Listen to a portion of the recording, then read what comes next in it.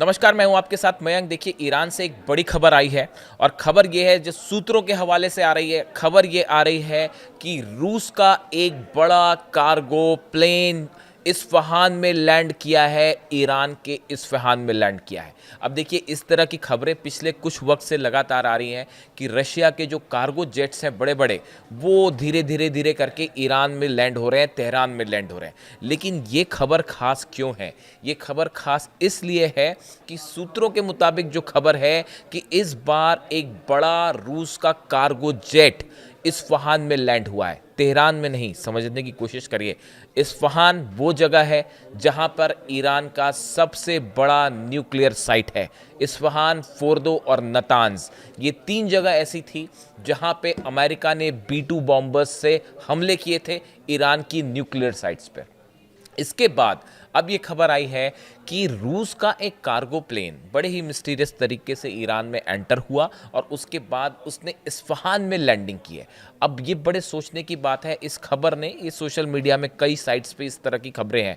अब ये अपने आप में एक बड़ा सवाल पैदा हो रहा है कि आखिर रूस का कार्गो जेट क्या सामान लेकर इस्फहान पहुंचा, उस जगह पर पहुंचा जहां ईरान का सबसे बड़ा न्यूक्लियर साइट है। देखिए, इस तरह की खबरें जो पहले आई उसमें मैं आपको बताऊं कि Russian IL-76 military aircraft reportedly landed in Tehran. ये खबर थी जुलाई की। जुलाई में जो खबर आई थी जंग के बाद, उसमें ये खबर में ये था कि रशिया ने एक बड़ा IL-76 मिलिट्री एयरक्राफ्ट है, सबसे बड़ा कार्गो मिलिट्री एयरक्राफ्ट है, इसने तेहरान में लैंडिंग की है। और उस समय ये खबरें आई थी कि रूस ने बड़ी मात्रा में जो है हथियार पहुंचाने शुरू कर दिए हैं ईरान को। उसके बाद देखिए, इसी समय इसी के आसपास एक और खबर आई थी। वो खबर आई थी कि चाइना के 3 बोइंग 747 कार्गो प्लेन्स जो हैं वो तेहरान में लैंड किए। ये दोनों पुरानी खबरें हैं, ये जुलाई के आसपास की दोनों खबरें हैं कि पहले रशिया का एक कार्गो आया, फिर उसके बाद चाइना के 3 कार्गो आए। लेकिन ये सब जो लैंडिंग हुई पहले, आप इस बात को समझिए, ये खबर इंपॉर्टेंट आज की क्यों है। ये जितने पुरानी लैंडिंग्स हुई, चाहे चाइना के कार्गो जेट्स की हो, चाहे रूस की हो, ये सब के सब तेहरान में उतरे, ईरान की राजधानी में उतरे। इस्फहान में कोई भी जेट, कभी कार्गो जेट किसी देश का नहीं उतरा। लेकिन ये पहला मौका है जब ये खबरें हैं कि रूस ने अपने सबसे बड़े कार्गो प्लेन को जो है वो इस्फहान पहुंचा, वो इस्फहान में लैंड करता है और उसके बाद वहां से टेक ऑफ कर गया। अब सवाल ये है कि इस्फहान में रूस ने क्या चीज़ सप्लाई करी ईरान को। देखिए, ये खबर इसलिए भी अहम है, मैंने कुछ समय पहले ये एक वीडियो बनाया था जिसमें मैंने ये बताया था कि एक मिसाइल टेस्ट होती है इस्फहान से। इस्फहान में कुछ समय पहले की, करीब 2 महीने पहले की बात है, ईरान ने एक मिसाइल टेस्ट किया इस्फहान में। जैसे ही ये मिसाइल टेस्ट हुआ, उसके बाद जितने डिफेंस लाइन हैं, डिफेंस एक्सपर्ट्स हैं, डिफेंस एजेंसीज जो ट्रैक करती हैं, उनके सबके कान खड़े हो गए। क्योंकि ये जो मिसाइल ईरान ने टेस्ट की थी, ये वो मिसाइल थी जो रूस के S-400 डिफेंस सिस्टम में यूज़ होती है।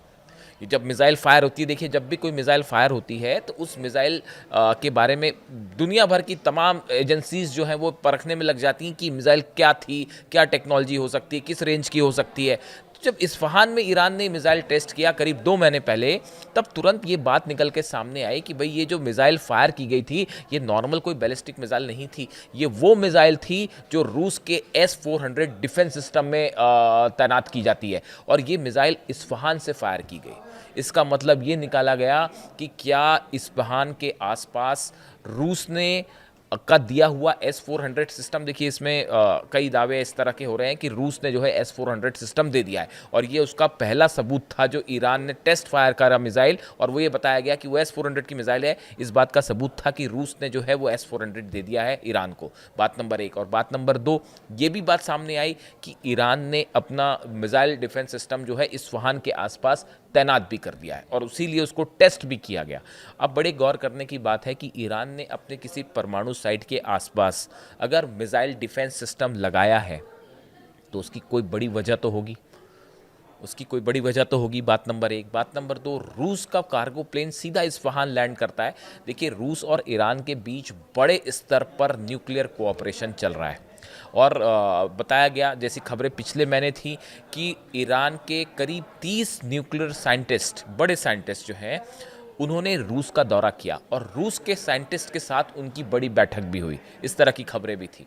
और न्यूक्लियर प्रोग्राम को लेकर लगातार जो प्रेशर है ईरान का, उसी बीच में बड़ा ऐलान करते हुए पुतिन ने 2-3 बातें कही थी हाल ही में। एक तो 8 नए न्यूक्लियर रिएक्टर्स बनाने का ऐलान कर दिया रूस ने कि ईरान में हम 8 न्यूक्लियर रिएक्टर लगाएंगे। अमेरिका, इजराइल और यूरोप कह रहा है कि इनकी परमाणु एक्टिविटी पर बैन करिए ईरान की, और पुतिन ने वहाँ से कह दिया हम 8 न्यूक्लियर रिएक्टर्स अब और लगाने जा रहे हैं। बात नंबर 1, रूस खड़े हो गए ईरान के साथ मजबूती से न्यूक्लियर प्रोग्राम पे। मिलिट्रीली तो आप खड़े ही हैं साथ में। दूसरा जो बुशर प्लांट है, वो बुशर प्लांट जो है रूस की मदद से चलता है ईरान में, जो कि न्यूक्लियर प्लांट है, और वहाँ पे बड़ी संख्या में रशियन साइंटिस्ट भी मौजूद हैं। इसीलिए बुशर पर अमेरिका ने हमला करने की हिम्मत नहीं की। हमले कहाँ हुए? नतांस में हुए, फोर्दो में हुए, इस्फहान में हुए, लेकिन बुशर में हमले नहीं हुए, क्योंकि वहाँ पे रूस के साइंटिस्ट भी मौजूद हैं, और वहाँ हमला होता तो रूस वर्सेस अमेरिका सीधा जंग हो सकती थी, इसलिए वहाँ हमले नहीं हुए। अब देखिए, ये जो कार्गो जेट पहुंचा है, इसके बारे में 2-3 कयास लगाए जा रहे हैं। पहला कयास तो ये लगाया जा रहा है कि जो ईरान और बड़ा समझौता ईरान और रूस के बीच न्यूक्लियर प्रोग्राम रिएक्टर्स को लेकर हुआ है, क्या रूस ने कुछ ऐसा सामान पहुंचाया है ईरान जो कि इस न्यूक्लियर प्रोजेक्ट से रिलेटेड है? कई बार ये कहा जाता है सेंट्रीफ्यूजेस, एक मशीन होती है जो कि न्यूक्लियर एनरिचमेंट के लिए बड़ी ज़रूरी होती है, और एटम बम बनाने में भी सबसे इम्पॉर्टेंट पार्ट होता है। अगर मैं सरल शब्दों में कहूँ, हम टेक्निकलिटी में नहीं जा रहे, तो वो सेंट्रीफ्यूजेस प्रोवाइड करने में ईरान को क्या कोई मदद मिल रही है रूस की तरफ से? ये एक बड़ा सवाल है। इसके अलावा देखिए, बड़े सारे कंपोनेंट ऐसे हैं इस वाहन में जो कि हमले में तबाह हुए, डिस्ट्रॉय हुए। जब हमले हुए B-2 बॉम्बर से, तो उस परमाणु साइट को नुकसान पहुंचा, कई सारी चीज़ें वहाँ पे जो है क्षतिग्रस्त हुई। हालांकि ये बताया जाता है कि ईरान का जो एनरिच यूरेनियम है वो कहाँ है, वो कोई नहीं जानता। वो बड़ी साधारण सी बात है कि वो सेफ़ है, सुरक्षित है। इसीलिए बार बार वेस्ट को चिंता हो रही है, अमेरिका को चिंता हो रही है, इसराइल को चिंता हो रही है। तो वो न्यूक्लियर एनरिच्ड यूरेनियम है, वो तो सुरक्षित है, लेकिन जो पार्ट्स तबाह हुए इस हमले में, क्या उसकी रीबिल्डिंग के लिए जो सामान आना चाहिए वो रूस प्रोवाइड कर रहा है, या इन साइट्स की सुरक्षा के लिए जो डिफेंस S-400 डिफेंस से जुड़ी जो मिसाइल्स हैं, जो बैटरीज होती हैं, क्या उसको प्रोवाइड किया जा रहा है? ऐसे तमाम आकलन है। और देखिए, ये जो गतिविधियां हैं पिछले कुछ समय में, आप देखें ईरान, इस तरह की बार बार खबरें आ रही हैं कि ईरान के जो न्यूक्लियर साइट्स हैं उस पर जो है तेज़ी से एक्टिविटी बढ़ी है। इसको लेकर अब एक नया फ्रंट खुलता दिख रहा है। ईरान, रूस, चाइना एक तरफ है ईरान के खास तौर पर न्यूक्लियर प्रोग्राम को लेकर, और पुतिन के इस ऐलान को लेकर कि जो पीसफुल प्रोग्राम ईरान चला रहा है अपनी इलेक्ट्रिसिटी की ज़रूरतें पूरी करने के लिए, हम उसके साथ खड़े हैं। ये मैसेज साफ पुतिन ने दे दिया है। देखिए, सिर्फ लड़ाई ईरान और अमेरिका या ईरान और इसराइल के बीच में नहीं है, एक बड़े जंग के हालात बने हुए हैं रूस और अमेरिका के बीच, जो यूक्रेन से सॉल्व नहीं हो पा रहे। और मिडिल ईस्ट जो है वो एक बैटल ग्राउंड बना हुआ है। असल में मिडिल ईस्ट में जो पूरा मामला चल रहा है, वो मिडिल ईस्ट में प्रभाव कायम करने का है, जो कि कोशिश हो रही है अमेरिका की तरफ से इजराइल के जरिए। इस सूरत हाल में 2 दिन बाद नेतन्याहू जा रहे हैं ट्रंप से मिलने। मैं अपनी हर वीडियो में इसका जिक्र कर रहा हूं, इस मुलाकात का। ये बहुत अहम मुलाकात होगी और इसमें कई सारे मुद्दों पर जो है क्लैरिटी मिलेगी कि 2026 में क्या ईरान और इसराइल के बीच वॉर वाले हालात होते हैं, क्या इसराइल फिर से हमला करेगा ईरान पे, और अगर हमला करेगा तो फिर पलटवार जब ईरान करेगा तो क्या होगा, और कौन कौन साथ खड़ा होगा इस बार ईरान के। ये बड़े सारे सवाल हैं जिनके जवाब शायद अगली मुलाकात से 2 दिन बाद, 48 घंटे बाद जो मुलाकात होनी है, इसमें कुछ ना कुछ निकल के सामने आ जाएगा। इस बीच रूस के कार्गो जेट का इस्फहान पहुंचना एक बड़ा साफ संदेश है फिर से पुतिन की तरफ से, रूस की तरफ से, कि रूस जो है ईरान के न्यूक्लियर प्रोग्राम के साथ खड़ा है।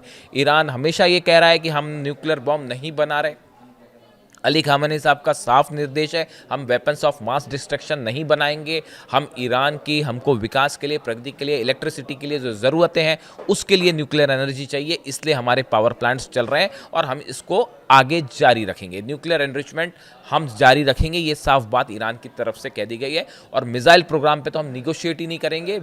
ईरान के विदेश मंत्री जो अब्बास अराक्ची साहब हैं उन्होंने ये बात साफ कर दी है। अब देखिए, इस मुलाकात के में सिर्फ 48 घंटे बचे हैं।